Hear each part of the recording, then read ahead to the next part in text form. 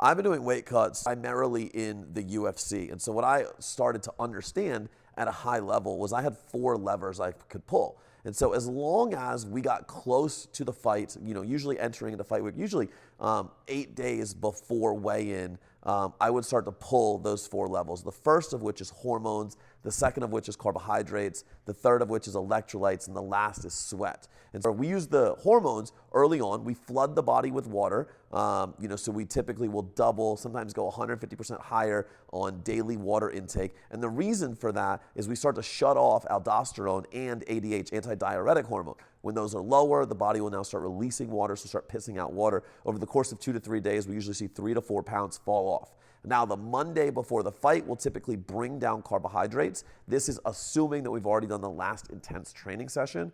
By dropping carbohydrates, we know every gram of carbs carries with it 2.7 grams of water. This will create another mass exodus of water from the body, typically getting us another 3 to 4 pounds.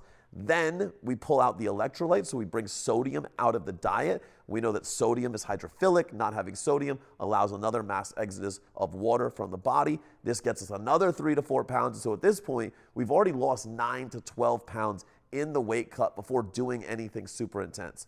This leads us to the day before weigh-ins. Typically around 2 to 3 p.m., we'll start titrating down the water. Now, you don't want a rapid cut because antidiuretic and aldosterone operate on shorter feedback loops. So as soon as the water is cut, they will start to upregulate, which now is going to counteract what you're trying to do. So we slowly start to bring it down.